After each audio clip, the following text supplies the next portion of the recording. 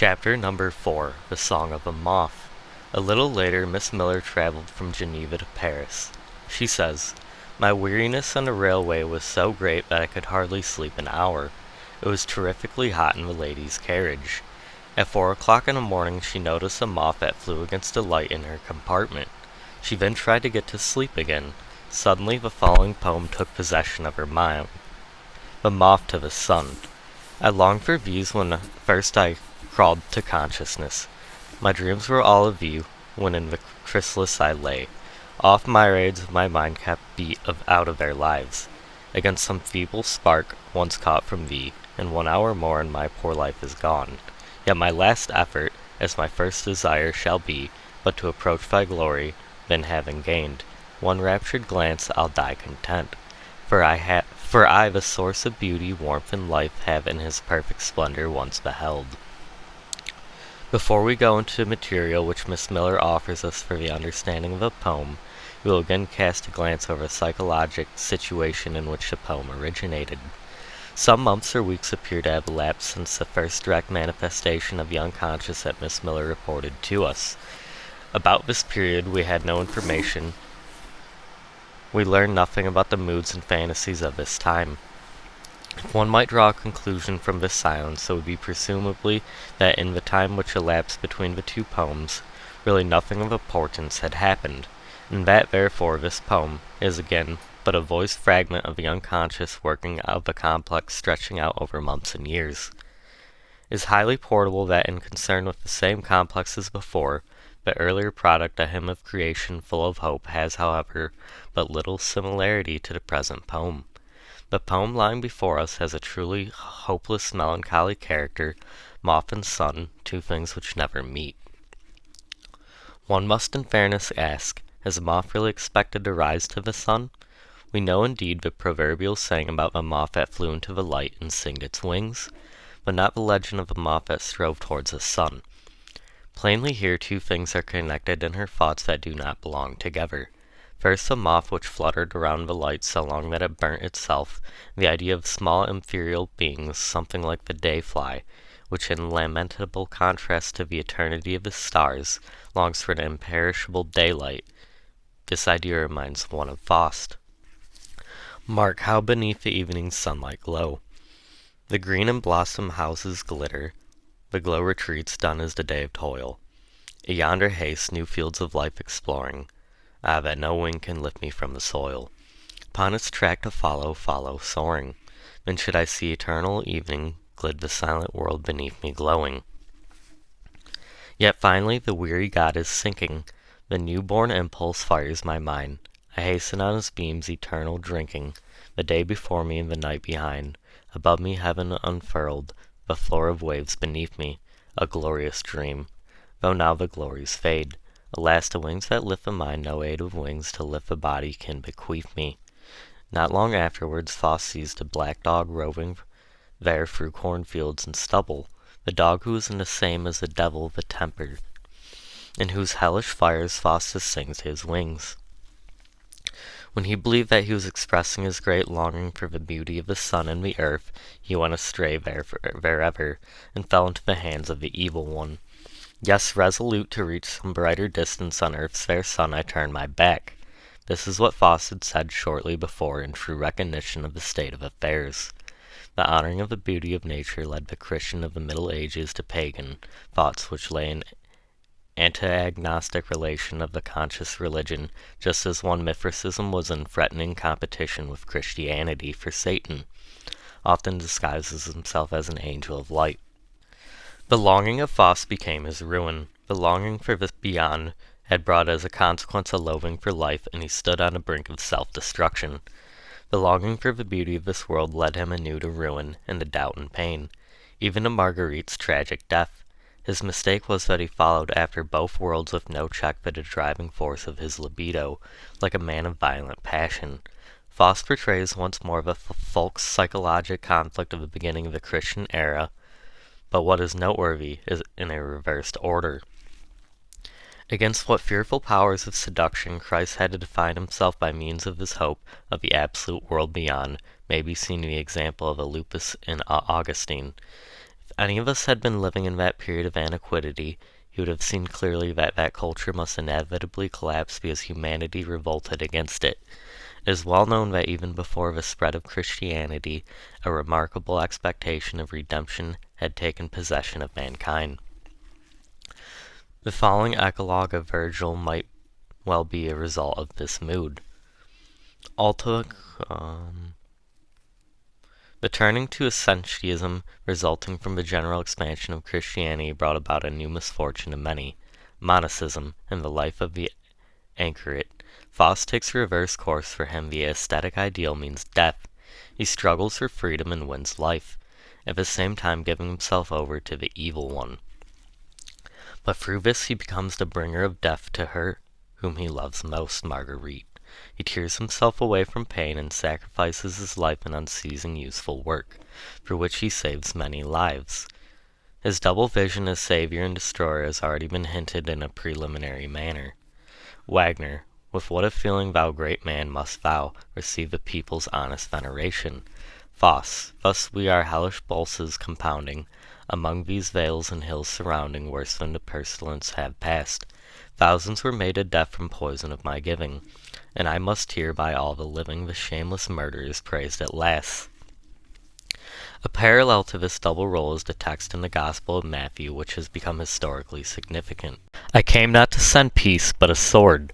Just this constitutes the deep significance of Goethe Faust, that he clothes in words a problem of modern man, which has been turning in restless slumbers since the Renaissance, just as was done by the drama of Oedipus for the Hellenic sphere of culture. What is to say be the way out between the Scylla of renunciation of a world and the Charybdis of the acceptance of a world? The hopeful tone voiced in the hymn of the God of creation cannot continue very long with our offer. The pose simply promise but does not fulfill. The old longing will come again, for it is a peculiarity of all complexes worked over merely in the unconscious, that they lose nothing of their original amount of effect.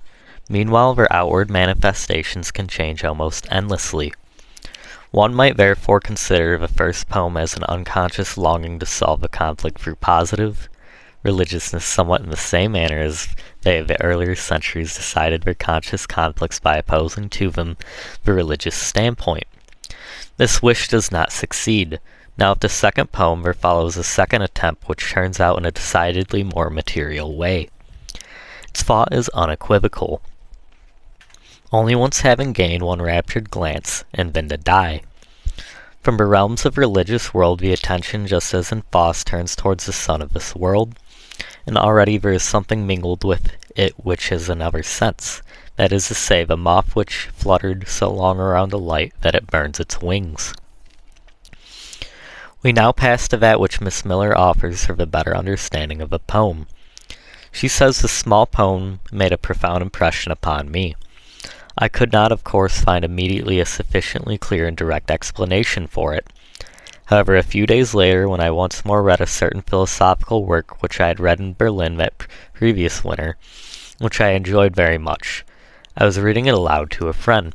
I came across the following words: the same passionate longing of a moth for the star, of the man for God. I had forgotten this sentence entirely, but it seemed very clear to me that precisely these words had reappeared in my hypnotic poem. In addition to that, it occurred to me that a place seen some years previously, La Mite at La Flamme, was a further possible cause of a poem. It is easy to see how often the word moth has been impressed upon me. The deep impressions made by that poem upon the author shows that she has put into a large amount of love in the expression aspiration passionate. We meet the passionate longing of a moth for the star, of man for God, and indeed the moth is Miss Miller herself.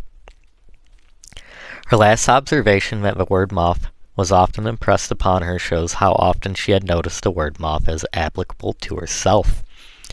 Her longing for God resembles the longing of a moth for the star. This reader will recall this expression has already had a place in the earlier material when the morning stars sang together. That is to say, the ship's officer who sings on deck in the night watch. The passionate longing for God is the same as that longing for the singing morning stars. It was pointed out at great length in the foregoing chapter that this analogy is to be expected. Sic parvis componere manga solabam. It is shameful or exalted just as one chooses that the divine longing of humanity, which is really the first thing to make it human, should be brought into connection with an erotic fantasy. Such a comparison jars upon the finer feelings. Therefore, one is inclined, in spite of the undeniable facts, to dispute the connection. An Italian steersman with brown hair and black mustache and the loftiest, dearest conception of humanity. These two things cannot be brought together. Against this not only our religious feelings revolt, but our taste also rebels. It would certainly be unjust to make a comparison of the two objects as concrete things, since they are so heterogeneous. One loves a Beethoven sonata, but one loves caviar also. It would not occur to anyone to liken the sonata to caviar. It is a common error for one to judge the longing according to the quality of the object. The appetite of a gourandman, which is only satisfied with goose liver and quail, is no more distinguished from the appetite of a laboring man for corned beef and cabbage. The longing is the same. The object changes. Nature is beautiful only by virtue of the longing love given by her man. The aesthetic attributes emanating from that has influence primarily on the libido, which alone constitutes the beauty of nature. The dream recognizes this well when it depicts strong and beautiful feelings by means of a representation of a beautiful landscape. Whenever one moves into the territory of the erotic, it becomes never clearer how little the object and how much the love means. The sexual object is as a rule overrated far too much, and that only on the account of the extreme degree to which libido is devoted to the object. Apparently Miss Miller had but little left over for the officer, which is humanly very intelligible. But in spite of that, a deep and lasting effect emanates from the connection which places divinity on par with the erotic object. The moods which apparently are produced by these objects do not, however, spring from them, but are manifestations of her strong love. When Miss Miller praises either God or the sun, she means her love, that deepest and strongest impulse of a nature and animal being. The reader will recall that in the following preceding chapter, the following change of synonymous was adduced. The singer, God of sound singing, morning star creator, God of light, sun fire, God of love. At that time we had placed sun and fire in parentheses. Now they are entitled to their right place in the chain of synonyms. With the changing of erotic impressions from the affirmative of the negative, the symbols of light occur as the paramount object.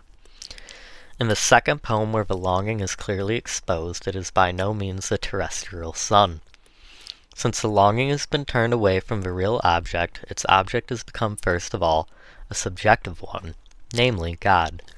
Psychologically, however, God is the name of a representation complex which is grouped around a strong feeling, the sum of libido. Properly, the feeling is what gives character and reality to the complex. The attributes and symbols of a divinity must belong in a consistent manner to the feeling, longing, love, libido, and so on. If one honors God, the sun or the fire, then one honors one's own vital force, the libido. It is, as Seneca says, God is near you, he is with you, in you. God is our own longing to which we pay divine honors. If we were not known how tremendously significant religion was, and is, this marvelous play with oneself would appear absurd. There must be something more than this, however, because notwithstanding its absurdity, it is in a certain sense conformable to the purpose in the highest degree. To bear a God within oneself signifies a great deal. It is a guarantee of happiness, of power, indeed, even of omnipotence. As far as these attributes belong to the deity, to bear a God within oneself signifies just as much as to be God's oneself. In Christianity, where it is true, the grossly sensual representations and symbols are weeded out as carefully as possible, which seems to be a continuation of the poverty of symbols of a Jewish cult. There are to be found in plain traces of this psychology. There are even plainer traces, to be sure, in the becoming one with God. and those mysteries closely related to the Christian where the mystic himself is lifted up to divine adoration throughout initiatory rites. At the close of the consecration into the Isis mysteries, the mystic was crowned with the palm crown. He was placed on a pedestal and worshipped as Halos. In the magic papyrus of the Mithrin liturgy published by Dietrich, there is the of the consecrated one. The mystic in religious ecstasies put himself on a plane with the stars, just as a saint of the Middle Ages put himself by means of the stigmata on a level with Christ.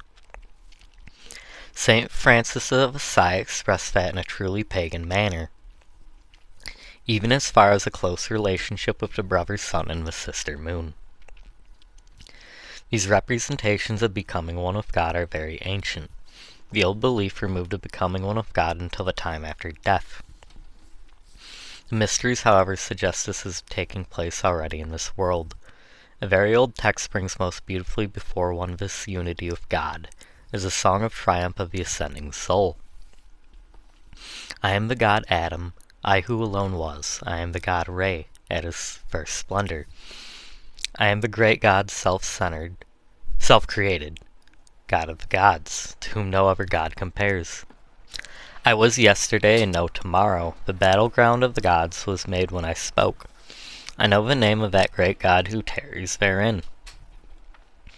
I am the great Phoenix, who is in Heliopis, who there keeps account of all there is, of all that exists.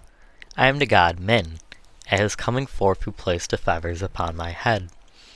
I am in my country, I come into my city, daily I am together with my father Adam. My impurity is driven away, and the sin which was in me is overcome. I wash myself in those two great pools of water, which are in Heraclippus, and which is purified the sacrifice of mankind of the great God who abideth there. I go on my way to where I wash my head in the sea of righteousness. I arrive at this land of the glorified, and enter through the splendid portal. Thou who standest before me, stretch out to thy hands. It is, I am become one of thee, daily am I together with my father Adam. The identification with God necessarily has a result the enhancing of the meaning and power of the individual. That seems first of all to have been really its purpose, the strengthening of the individual against his all too great weaknesses and insecurity in real life. This great megalomania thus has a genuinely pitiable background. The strengthening of the consciousness of a power is, however, only an external result of the becoming one with God. Of much more significance are the deeper lying disturbances in the realm of feelings. Whoever introverts libido, that is to say, whoever takes it away from a real object without putting in its place a real compensation, is overtaken by the inevitable results of introversion. The libido which is turned inward into the subject awakens again from among the sleeping remembrance, one which contains the path upon which earlier the libido once had come to the real object. At the very first and in foremost position, it was father and mother who were the objects of childish love. They are unequaled and imperishable. Not many difficulties are needed in an adult's life to cause those memories to reawaken and to become effectual. In religion, the regressive reanimation of the father and mother imago is organized into a system. The benefits of religion are the benefits of parental hands. Its protections and its peace are the results of parental care upon the child. Its mystic feelings are the unconscious memories of the tender emotions of the first childhood, just as the hymn expresses it. I am in my country, I come into my city. Daily am I together with my father Adam. The visible father of the world is, however, the sun, the heavenly fire. Therefore Father, God, Sun, Fire are mythologically synonymous. The well-known fact that in the sun's strength the great generative power of nature is honored shows plainly, very plainly, to anyone who has yet may not be clear that in the deity man honors his own libido, and naturally in the form of the image, or symbol of the present object of transference. This symbol faces us in an especially marked manner in the third logos of the Dietrich papyrus. After the second prayer, stars come from the disk of the sun to the mystic, 5-pointed in quantities, filling the whole air. And the sun's disk has expanded, you will see an immeasurable circle and fiery gates which are shut off. The mystic utters the following prayer. The invocation is, as one sees it, almost inexhaustible in light and fire attributes, and can be likened in its extravagance only the synonymous attributes of love of a mystic of the Middle Ages. Among the innumerable texts which might be used as an illustration of this, I select a passage from the writings of Meschhild von Magdeburg. O Lord, love me excessively, and love me often and long. The oftener you love me, so much the purer do I become. The more excessively you love me, the more beautiful I become.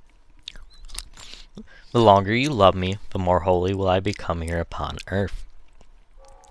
God answers that I love you often, that I have from my nature, for I myself am love, that I love you excessively, that I have from my desire, for I too desire that men love me excessively, that I love you long, that I have from my everlastingness, for I am without end. The religious regression makes us indeed to the parent image without, however consciously making an object of transference, for the incest horror forbids that. It remains rather as a synonym, for example, of the father of a god, or the more or less personified symbol of the sun and fire. Sun and fire, that is to say, the fructifying strength and heat, are attributes of a libido. In mysticism, the inwardly perceived divine vision is often merely sun or light, and is very little or not at all personified. In the Mithratic liturgy, there is found, for example, a significant quotation. Hildredge von Bergen expresses herself in the following manner. But the light I see is not local, but far off and brighter than the cloud which supports the sun. I can in no way know the form of this light, since I cannot entirely see the sun's disk. But within this light I see at times and infrequently another light which is called by me the living light.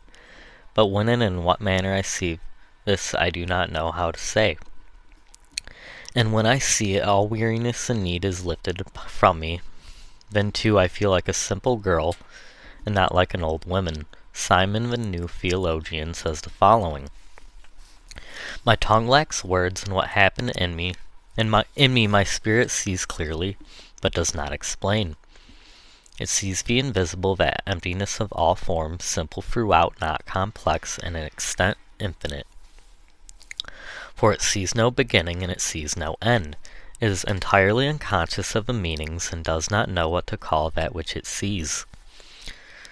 Something complete appears. It seems to me not indeed through the being itself, but through a participation. For you enkindle fire from fire, and you receive a whole fire, but this remains undiminished and undivided as before. Similarly, that which is divided separates itself from the first, and like something corporeal spreads itself into several lights.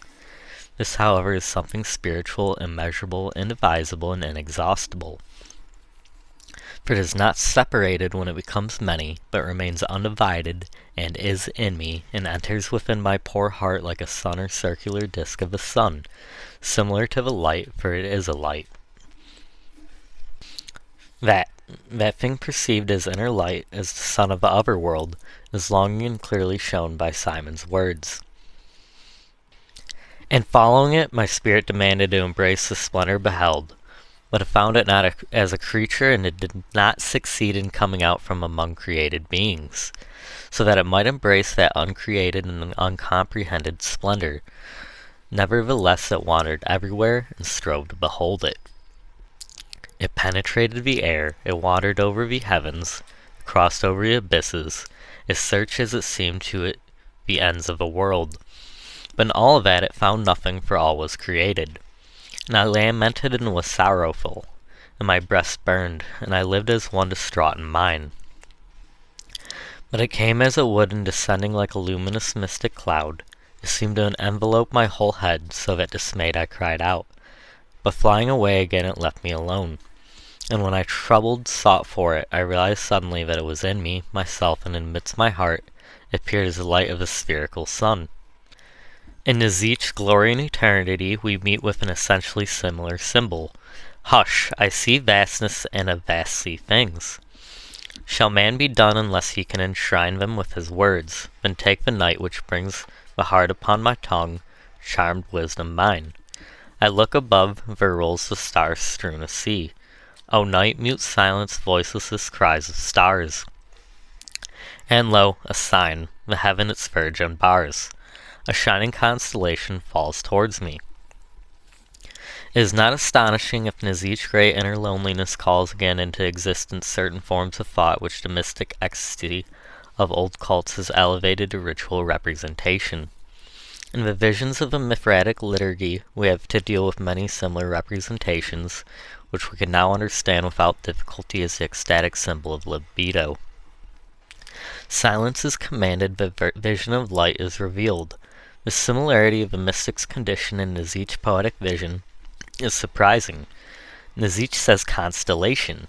It is well known that constellations are chiefly theories, or anthropomorphic symbols. The papyrus says similar to rosy-fingered Eos, which is nothing else than an anthropomorphic image.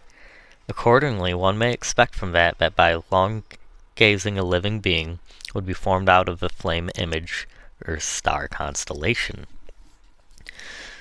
A theory or anthropomorphic nature for symbolism of the libido does not end with sun, light, and fire, but makes use of wholly other means of expression. I yield precedence to Nietzsche. The beacon. Here where the island grew amid the seas, a sacrificial rock, high-towering, here under darkening heavens, Zephora lights his mountain fires. These flames with gray-white belly, in cold distances sparkle for desire, stretches its neck towards the ever-purer heights.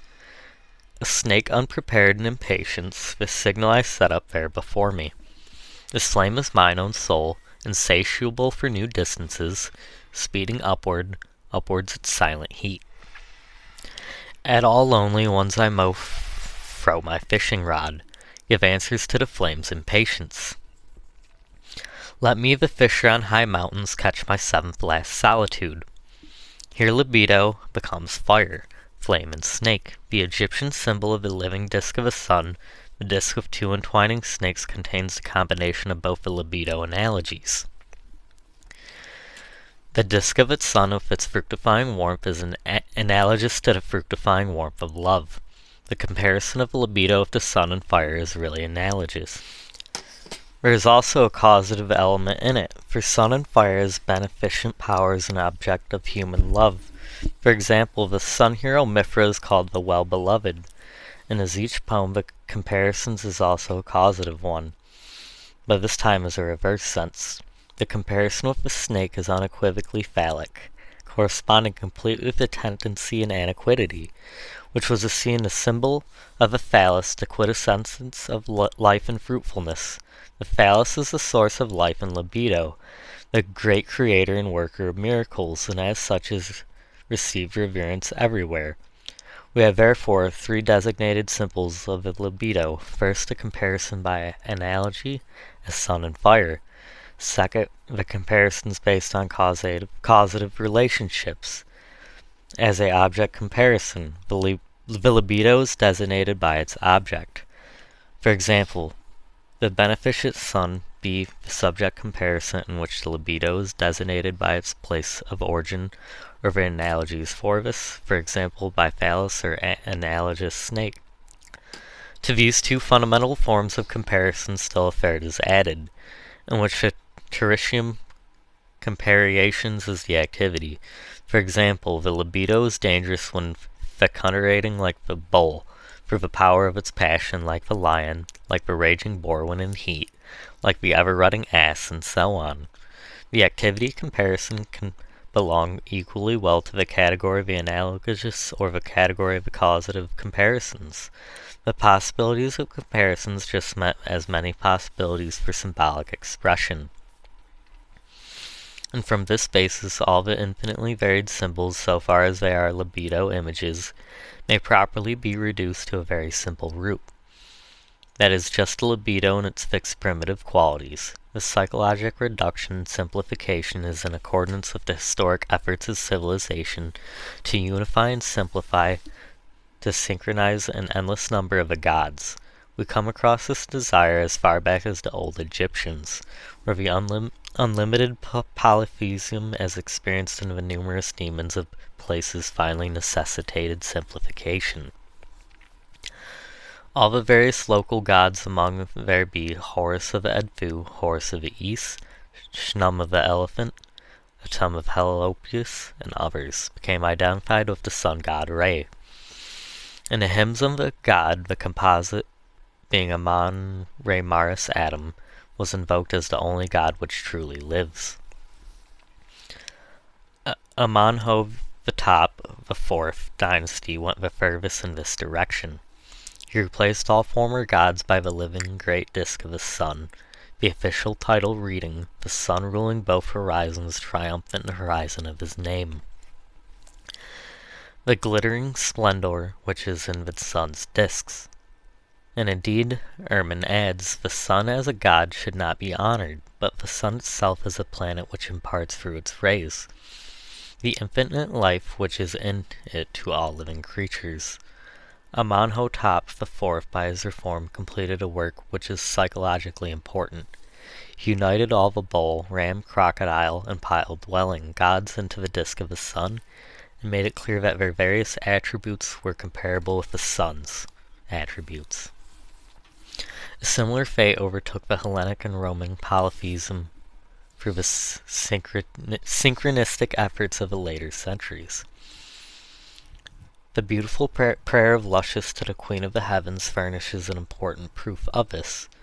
Queen of Heaven, whether thou art the genial Chryse, the prime parent of fruits, or whatever thou art celestial Venus, or whether thou art the sister of Phoebus, or whatever thou art Proserpina, terrific with midnight howlings and the feminine brightness of thine illuminating the walls of every city. This attempt to gather again into a few units the religious thoughts, were which divided into countless variations and personified in individual gods according to their polytheistic distribution and separation, makes clear the fact that already, in an earlier time, analogies had formerly arisen. Herodotus enriched in just such references, not to mention the systems of the Hellenic Roman world.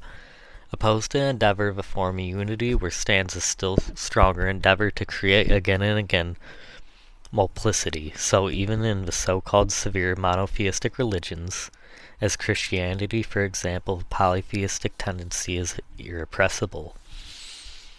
The deity is divided into three parts, at least, to which is added the feminine deity of Mary and the numerous company of the lesser gods, the angels and saints respectively. These two tendencies are in constant warfare.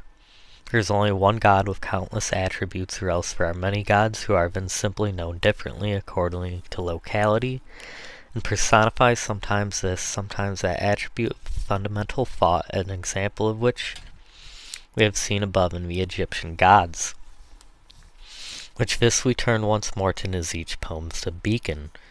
We found the flame there used as an image of a libido, philanthropically represented as a snake, also as an image of a soul.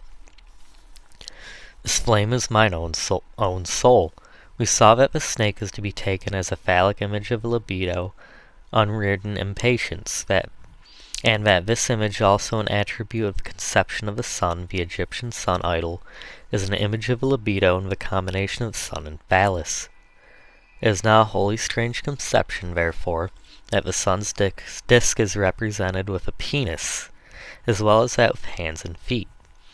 We find proof of this idea in a peculiar part of the Mithric liturgy. This extremely important vision of a tube hanging down from the sun would produce in a religious text, such as that of Mithritic liturgy, a strange and at the same time meaningless effect if it did not have the phallic meaning.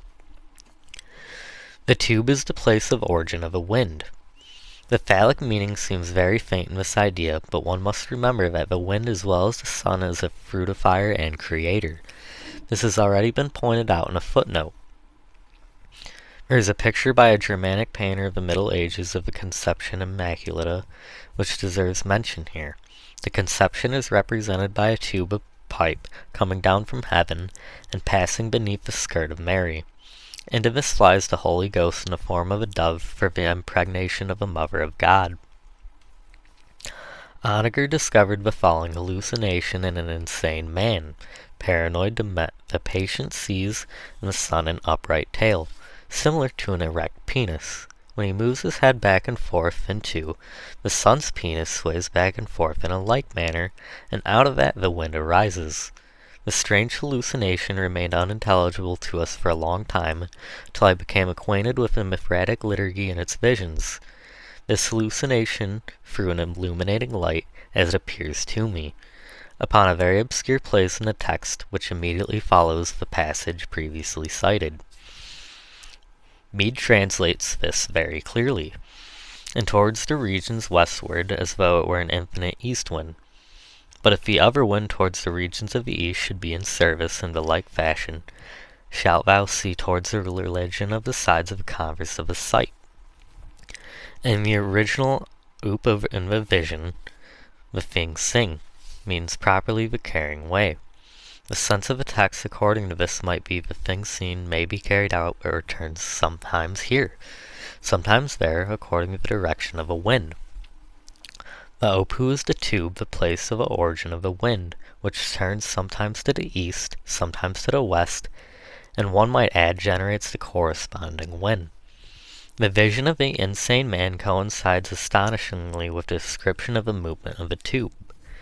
The various attributes of the sun, separated into a series, appear one after the other in the Mithratic liturgy.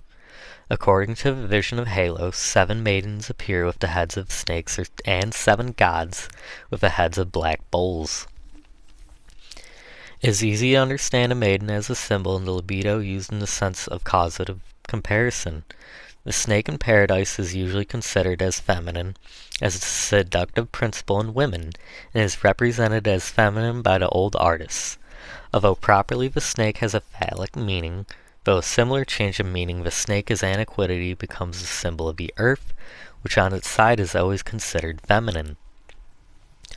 The bull is a well-known symbol for the fruitfulness of the sun. The bull gods, as the Mithratic liturgy were called, guardians of the axis of the earth, by whom the axle of the orb of the heavens was turned. The divine man Mithra also had the same attributes. He is sometimes called the soul Invictus itself, sometimes the mighty companion, the ruler of Halos. He holds in his right hand the bear constellation which moves and turns the heavens. The bull-headed gods equally, to whom the attribute young one the newcomer is given, are merely attributive components of the same divinity. The chief god of the Mithratic liturgy himself subdivided into Mithra and Halos. The attributes of each are closely related to the other. Of Halos it is said, of Mithra it is said, if we place fire and gold as essentially similar, then a great accord is found in the attributes of the two gods.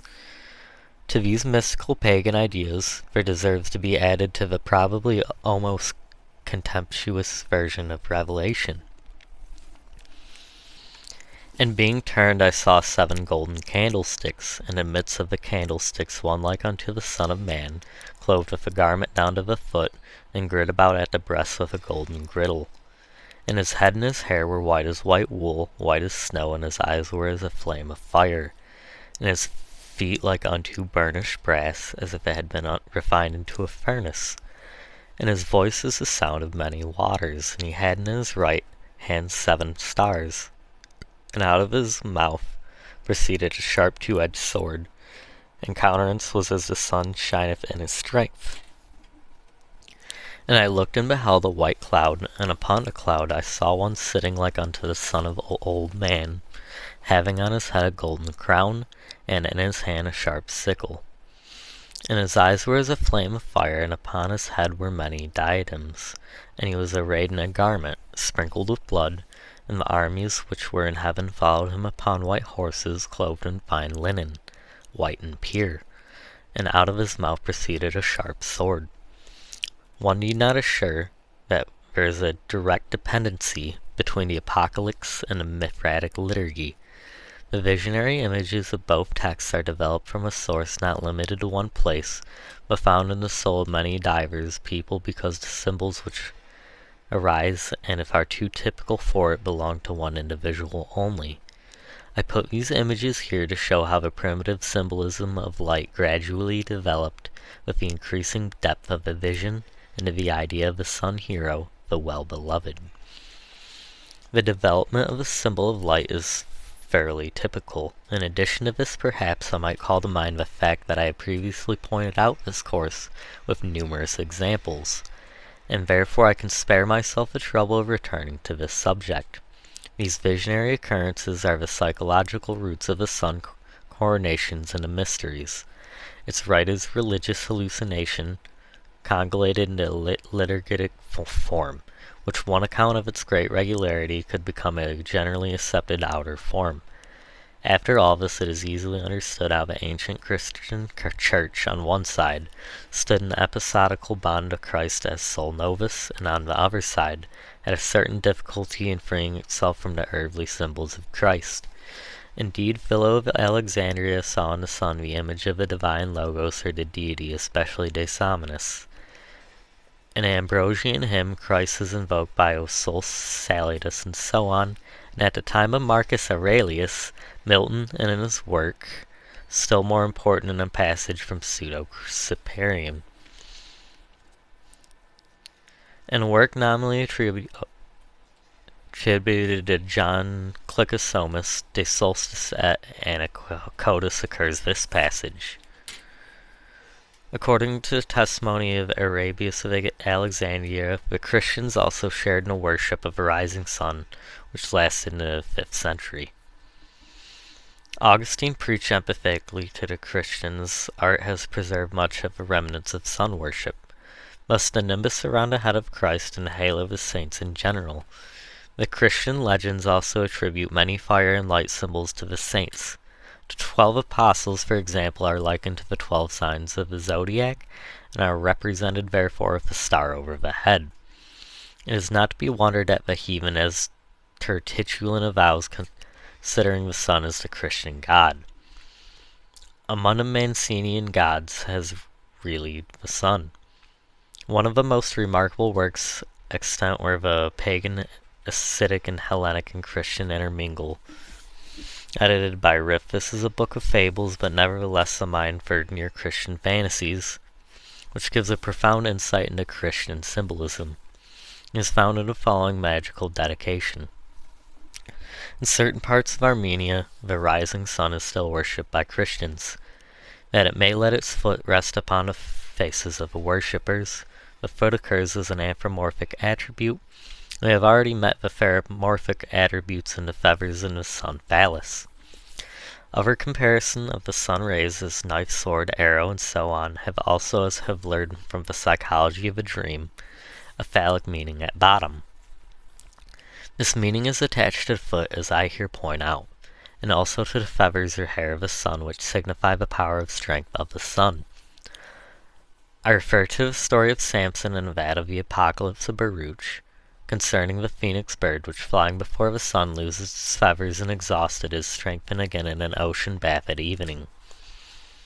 Under the symbol of moth and sun, we have dug down into the historic depths of the soul, and in doing this we have uncovered an old burial idol, the youthful, beautiful, fire-encircled and halo-crowned sun hero, who unattainable to the mortal, wanders upon the earth, causing night to follow day, winter, summer, death, life, and who returns again in rejuvenated splendor and gives light to the new generations. The longing of the dreamer concealed behind a moth stands for him. The ancient pre-ascetic civilizations were acquainted with the sun worship, having the idea of God dying and rising again. Osiris, Tasmus, Attis, now Adonis, Christ, Mithra, and his bull, Phoenix, and so on. The beneficent power as well as destroying power was worshipped in fire. The forces of nature always have two sides, as we have already seen in the God of Job. The reciprocal bond brings us back once more to Miss Miller's poem. Her reminiscence support our previous supposition that the symbol of moth and sun is a condensation of two ideas, about one of which we have just spoken.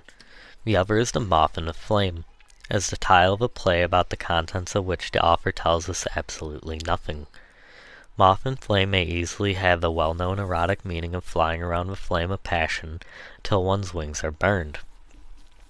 The passionate longing, that is to say, the libido, has its two sides. It is power which beautifies everything, which under other circumstances destroy everything.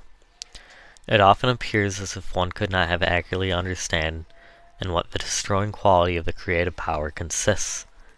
A woman who gives herself up to passion, particularly under the present-day condition of culture, experiences the destructive side only too soon. One has only to imagine oneself a little away from the everyday moral conditions in order to understand what feelings of extreme insecurity overwhelm the individual who gives himself unconditionally over to fate. To be fruitful means indeed to destroy oneself, because with the rise of the succeeding generations, the previous one has passed beyond its highest points. Thus our descendants are the most dangerous enemies, whom we cannot overcome, for they will outlive us, and therefore without fail will take the power from our enfeebled hands. The anxiety in the face of erotic fate is wholly understandable, for there is something immeasurable therein. Fate usually hides the unknown dangers, and the perpetual hesitation of an erotic to venture upon life is easily explained by his desire to be allowed to stand still, so as not to take part in the dangerous battles of life. Whoever renounces the chance to experience must stifle in himself the wish for it, and therefore commits a sort of self-murder. From this the death fantasies which readily accompany the renunciation of erotic wishes are made clear. In the poem Miss Miller has voiced these fantasies. She adds further to the material with the following. I've been reading a selection from one of Byron's poems which pleased me very much and made a deep and lasting impression. Moreover, the rhythm of my last two verses, for I've the source, etc., and 2 lines of Byron's are very similar. Now let me die as I've lived in faith, nor tremble through the universe should quake. This reminiscence with which the series of ideas is closed confirms the death fantasies which follow from renunciation of erotic wishes. The quotation comes, which Miss Miller did not mention, from an uncompleted poem of Byron's called Heaven and Earth. The whole verse follows. Still blessed be the Lord for what is past, for that which is. For all are his, from first to last, time, space, eternity, life, death. The vast unknown and an immeasurable unknown, he made and can unmake. And shall I for all a little grasp of breath blaspheme and groan? No, let me die as I have lived in my faith, nor quiver through the universe may quake. The words are included in a kind of praise of prayer, spoken by a mortal, who is in hopeless flight before the mounting deluge.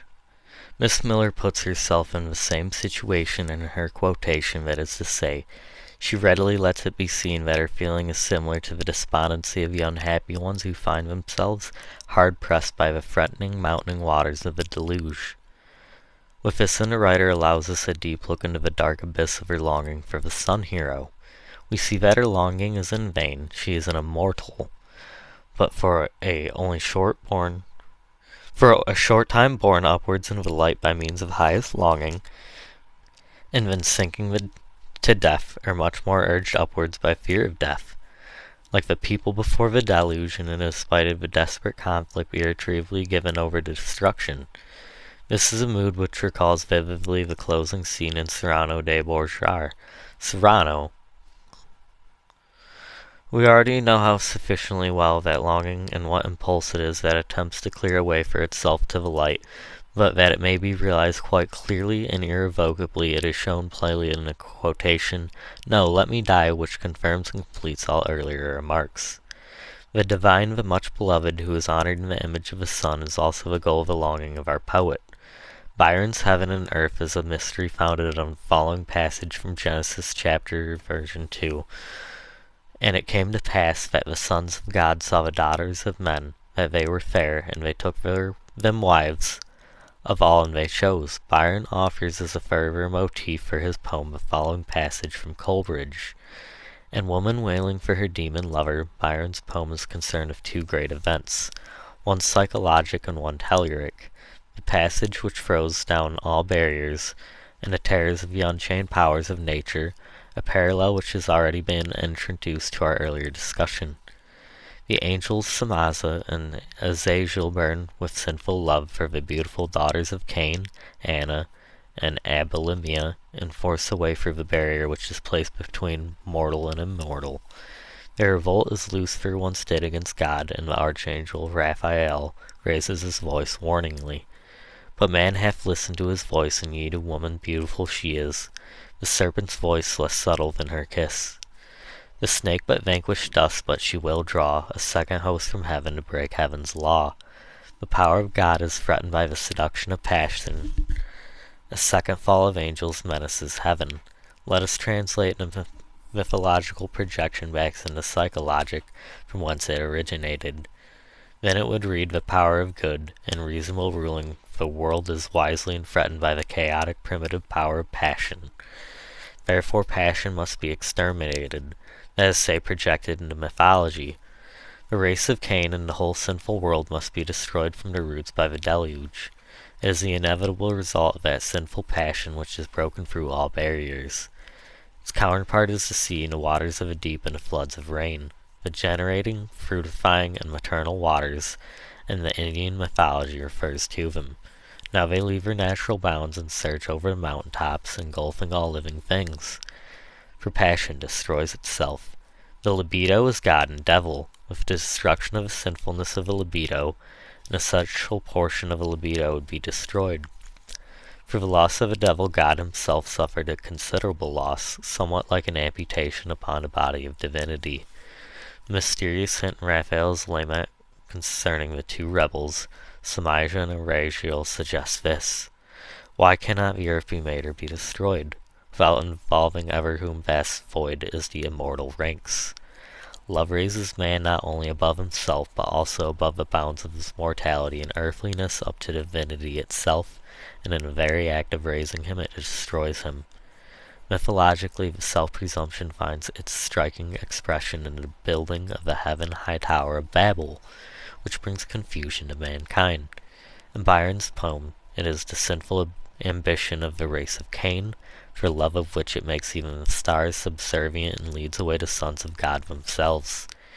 If indeed longing for the highest things, if I make so, illegitimate, then it lies in the circumstance that it leaves to human boundaries that of sinfulness and therefore destruction.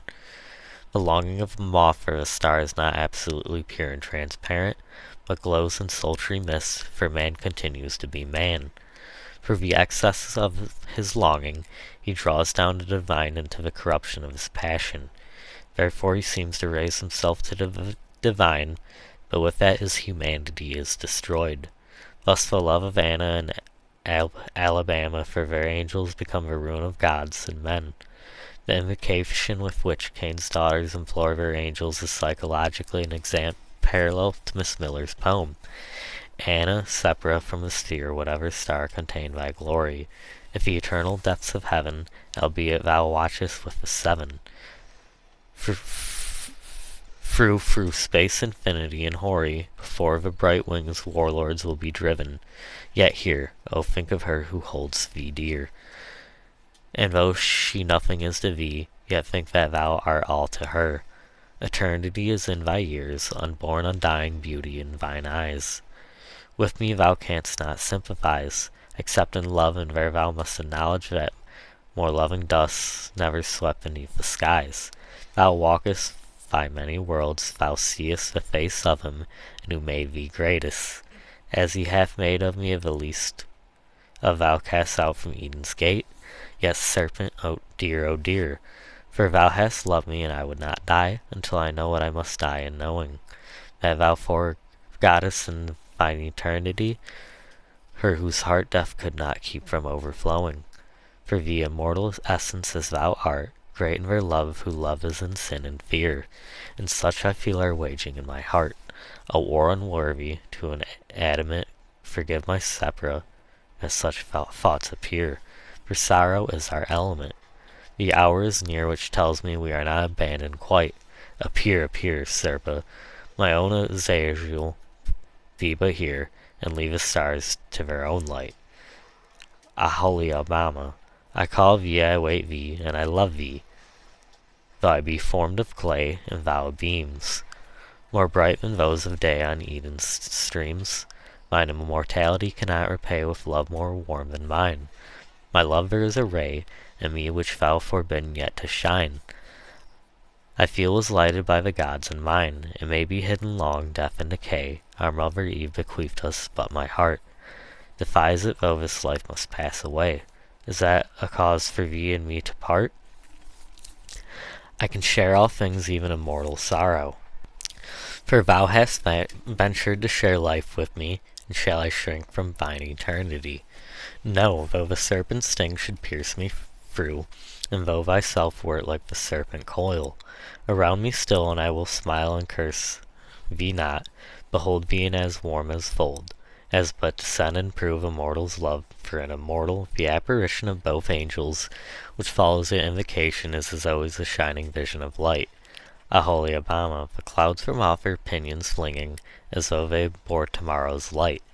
Anna, but if our father see the sight, a holy Obama, he would but deem it was the moon rising unto some sorcerer's tune an hour too soon. Anna, lo, they have kindled all the west like a returning sunset. On Arat's late secret crest, a wild and many-colored bow, remnant of a flashing path, now shines. At the sight of this many-colored vision of light were both women entirely filled with desire and expectation.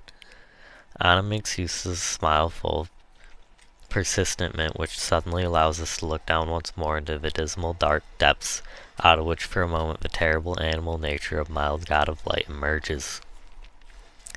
And now behold, it hath returned to night as rippling foam, which the Leviathan hath lashed from the unfathomable home. When sporting on the face of the calm deep, subsides soon after he gain hath dashed down to where the ocean's fountains sleep. Thus, like that Leviathan, we call this overpowering weight in the scale of God's justice in regard to the man Job. There where the deep sources of the ocean are, the Leviathan lives. There are all-destroying flood of sense and all-engulfing flood of animal passion. That stifling, compressing feeling of the onward surging impulse is projected mythologically as a flood, which rising up and over all destroys all that exists, in order to allow a new and better creation to come forth from this destruction. Yefet, the eternal will, shall design to expound his dream of good and evil, and redeem unto himself all times, all things, and gathered under his almighty wings abolish hell, and of the expiated earth restore the beauty of her birth. Spirits, and when shall take effect this wondrous spell? Yefet, when the Redeemer cometh first in pain, and then in glory. Spirits, new times and new climes, new arts, new men, but still the same old tears, old crimes, and oldest ill shall be among your race in different forms. But the same mortal storms shall oversweep the future as the waves. In few hours the glorious giants' graves. The prophetic visions of Yefet have almost prophetic meanings for our poetress. With the death of the moth and the light, evil is once more laid aside, the complex is once again, even if in a censored form, expressed itself. With that, however, the problem is not solved. All sorrow and ever-longing begins again from the beginning, but there is promise in the air, the premonition of a Redeemer of the well-beloved, of a sun-hero who again mounts to the height of the sun, and again descends to the coldness of a winter, who is the light of hope from race to race, the image of a libido.